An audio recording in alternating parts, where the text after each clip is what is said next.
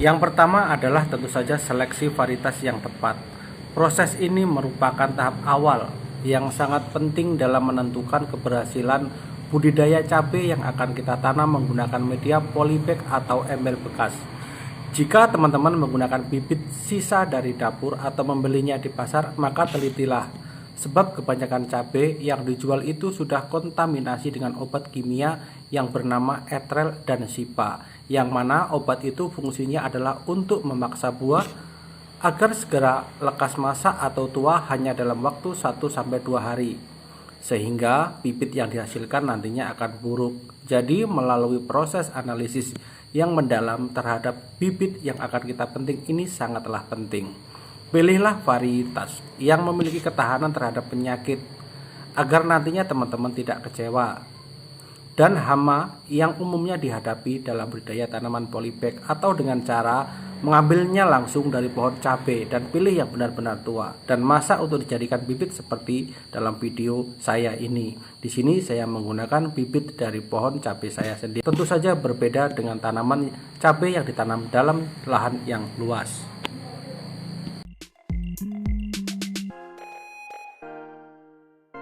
Yang kedua adalah pemilihan media tanam berkualitas. Kualitas media tanam memainkan peran yang sangat penting dalam pertumbuhan dan produktivitas tanaman cabai yang akan kita tanam di media polybag ini. Jadi di sini saya gunakan campuran tanah yang subur, kompos organik serta pupuk dengan proporsi yang tepat untuk memastikan ketersediaan nantinya nutrisi yang memadai dan retensi kelembapan yang optimal. Di sini saya gunakan adalah 3:1. Jadi begini, 3 sekop tanah dicampur dengan 1 sekop pupuk. Kenapa demikian? Sebab pada dasarnya tanaman tumbuh di media tanah, dan kalau terlalu banyak pupuk organiknya juga dapat memicu datangnya penyakit seperti fusarium atau layu, dan tanaman tidak sehat, pada akhirnya layu dan kemudian mati. Kemudian di sini saya tutup dengan serabut kelapa. Fungsi dari serabut kelapa ini adalah untuk pelembab media, sebab tanaman yang ditanam di dalam polybag atau ember bekas ini cepat sekali terserap airnya.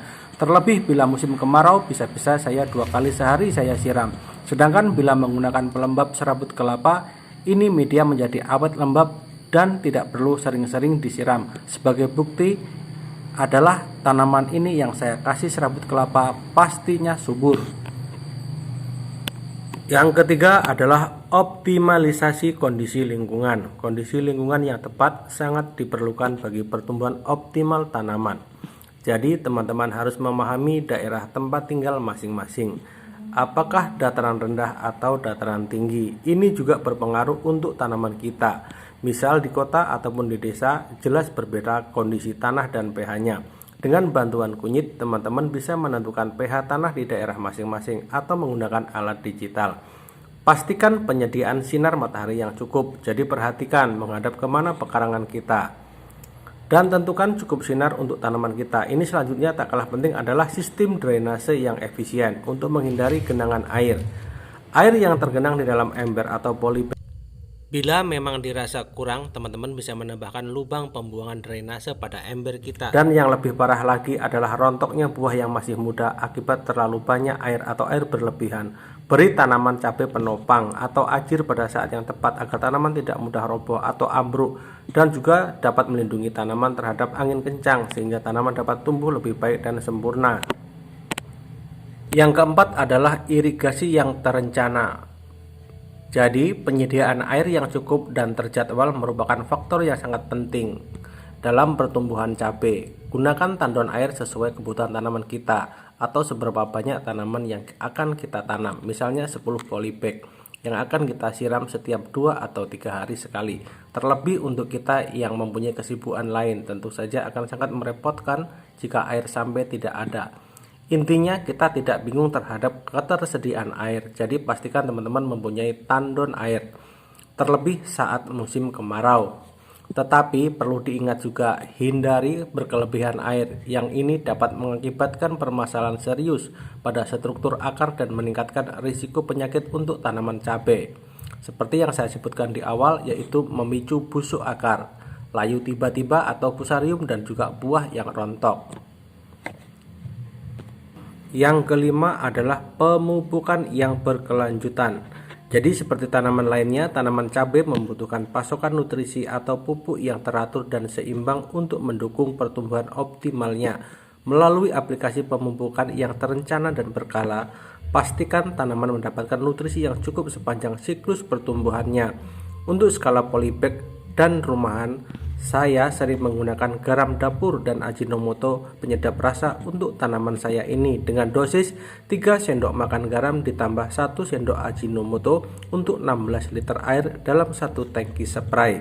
Dengan interval pemberiannya adalah 8 sampai dengan 10 hari sekali, dan alhamdulillah tanaman polybag saya subur, bahkan usianya ada yang lebih dari 1 tahun.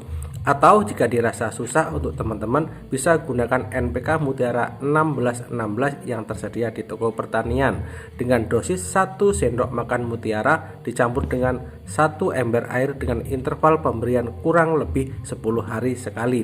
Bagaimana? Mudah bukan cara memupuknya? Yang keenam, manajemen hama dan penyakit yang efektif.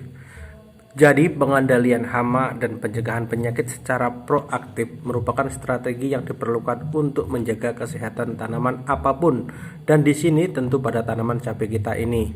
Saya sendiri sering melakukan pengamatan pada daun cabai baik di permukaan ataupun di bawah daun pada bagian batang tanaman sampai pada bagian akar, sebab monitor secara teratur dan terapkan tindakan pencegahan yang tepat itu sangat penting. Bukan itu saja, tanaman cabai juga memiliki masa vegetatif dan generatif. Tanaman mulai tumbuh sampai tanaman mulai belajar berbunga, semua harus kita pahami alurnya sehingga kita mengetahui setiap perubahan yang terjadi terhadap tanaman kita ini, seperti penggunaan pestisida nabati atau metode biokontrol, yaitu untuk meminimalkan dampak serangan hama dan penyakit terhadap produksi cabai. Untuk pestisida alami, saya di sini menggunakan bawang putih sebanyak 3 butir, kemudian saya haluskan dan dicampur dengan 1 liter air bersih, kemudian spray secara lembut ke daunnya, terutama pada bagian bawah daun cabai yang sering terserang kutu kebul. Atau jika teman-teman mempunyai rendaman daun tembakau juga lebih baik. Caranya, ambil 1 genggam daun tembakau, kemudian rendam dengan air bersih sebanyak 1 liter, kemudian spray secara lembut pada permukaan dan pada bawah daun cabai. Diberikan jika sudah mulai terlihat bintik-bintik putih di bagian bawah daun, tapi jangan tunggu sampai daunnya terserang kutu kebul. Ini akan mengakibatkan daun itu menjadi kerdil dan keriting, dan tentu saja buah pun ikut menjadi kecil. Dengan mengikuti ke-6 langkah yang sudah pernah saya lakukan tersebut secara sistematis, saya berharap ini dapat meningkatkan hasil kesuksesan budidaya tanaman cabai yang kita tanam di media polybag, serta menghasilkan panen yang berkualitas dan berkelanjutan. Dan semoga saja tayangan video ini bisa bermanfaat untuk teman-teman semua. Assalamualaikum warahmatullahi wabarakatuh. Sampai ketemu di video selanjutnya.